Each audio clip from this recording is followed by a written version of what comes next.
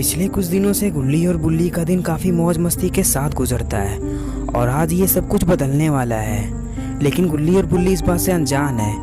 अभी गुल्ली अपने विंडो को चकाचक करने में लगा हुआ था क्योंकि ये विंडो काफ़ी गंदी हो चुकी थी और बुल्ली इधर उसकी मदद करने में लगा हुआ था। वो उसे ये बता रहा था कि विंडो को कैसे साफ़ करना है। बुल्ली गुल्ली को बताता है कि जल्दी करो गुल्ली, शाम होने को है, कुछ देर के बाद रात हो जाएगी और फिर विंडो को रात को साफ नहीं कर सकेंगे। और तभी बुल्ली देखता है कि सोन वहाँ पर भागते भागते आता है और फिर गुल्ली तुरंत नीचे उतरता है और सोन से कहता है कि क्या हुआ सोन, तुम इस वक्त यहाँ क्या कर रहे हो? तुम तो रात को आने वाले थे ना गेम खेलने के लिए, तुम अभी इस वक्त क्यों आ गए?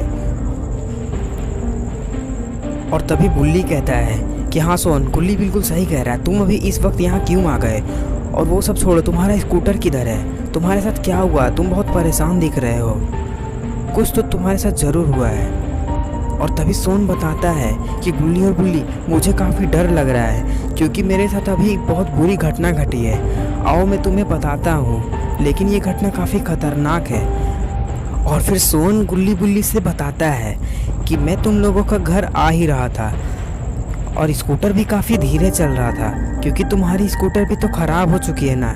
मैं खुशी खुशी तुम्हारे घर आ रहा था कि अभी घर जाकर कंप्यूटर पे गेम्स खेलूँगा क्योंकि तुम्हारे कंप्यूटर में मैंने कल ही नया गेम डाउनलोड किया था और मुझे वो अभी खेलना था, इसीलिए मैं खुशी खुशी तुम्हारे घर आ रहा था।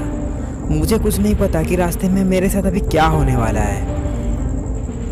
और फिर कुछ ही देर में मैं तुम्हारे घर के काफ़ी करीब आ गया, बस थोड़ा ही दूर था तुम्हारा घर। और फिर जैसे ही मैं जा ही रहा था कि तभी मैंने देखा कि सड़क के किनारे से एक अजीब सा दिखने वाला आदमी मेरे गाड़ी के सामने आ गया और मुझे मजबूरन ब्रेक मारना पड़ा।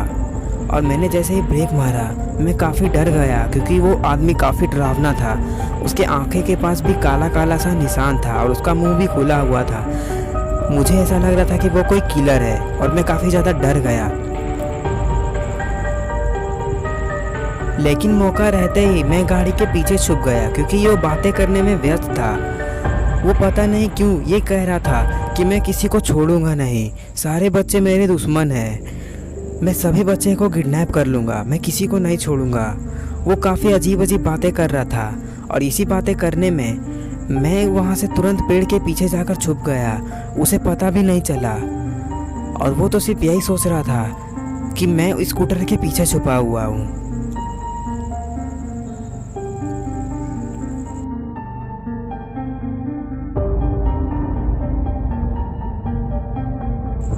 और फिर जब वो फिर से बातें करने में व्यस्त हुआ तो मैं जंगलों की तरफ से तुम्हारे घर की तरफ बढ़ गया और मैंने सुना कि वो कह रहा था कि कुछ भी हो जाए मैं किसी को छोड़ूंगा नहीं और तुम कहीं भी भाग जाओ बच्चे, मैं तुम्हें छोड़ने वाला हूँ नहीं, चाहे कुछ भी हो जाए। इसलिए मुझे काफ़ी डर लग रहा है गुल्ली।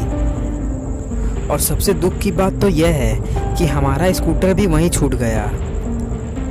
और अब क्या करेंगे हम लोग? जल्दी तुम लोग बताओ बुल्ली बुल्ली। मैं तो काफ़ी ज़्यादा डरा हुआ हूँ, तुम लोगों को जाकर स्कूटर लाना होगा क्योंकि मैं अब उस जगह नहीं जाने वाला क्योंकि वो कह रहा था कि मैं किसी बच्चे को छोड़ूंगा नहीं। और तभी गुल्ली ने कहा तुम टेंशन मत लो सोन, हम जा रहे हैं स्कूटर लाने और अगर हमें भी वो किलर दिखाई दिया तो हम उसका कचूपर निकाल कर तुम्हारे पास पटक देंगे। और फिर बुल्ली कहने लगा कि हाँ हम लोग जा तो सकेंगे लेकिन हम लोगों को पहले कपड़े बदलने दो क्योंकि हमने पुराने कपड़े पहने हुए हैं, हमें अच्छे कपड़े पहनने दो, उसके बाद हम स्कूटर लाने के लिए चल पड़ते हैं। और तभी सोन ने कहा ठीक है। और कुछ ही देर में गुल्ली और बुल्ली कपड़े बदल लेते हैं और फिर जंगलों की तरफ जाने लगते हैं।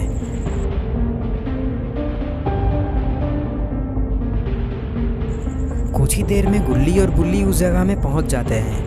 उन्हें वो स्कूटर तो दिखाई दे देता है लेकिन वहाँ पर कोई भी नहीं था।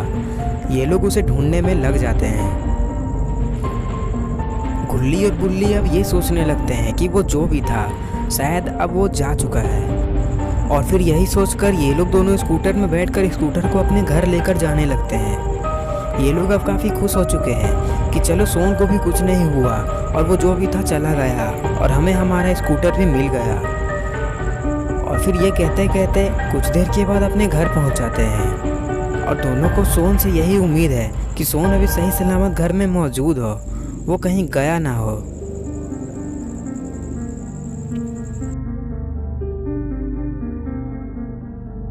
और फिर कुछ ही देर में गुल्ली और बुल्ली स्कूटर से उतरते हैं और बुल्ली इधर उधर देखने लगता है और गुल्ली घर के अंदर चला जाता है सोन को ढूंढने के लिए। ये देखना चाहता है कि सोन कहाँ गया है।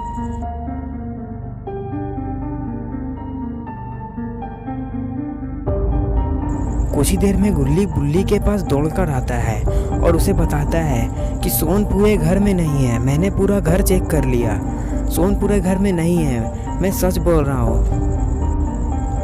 और ये लोग दोनों काफ़ी ज़्यादा टेंशन में हो जाते हैं। और तभी बुल्ली कहता है कि अगर सोन घर में नहीं है तो सोन गया कहाँ, क्योंकि सोन तो बाहर भी नहीं है। सोहन के साथ ज़रूर कुछ बुरा हुआ है, मुझे ऐसा लग रहा है।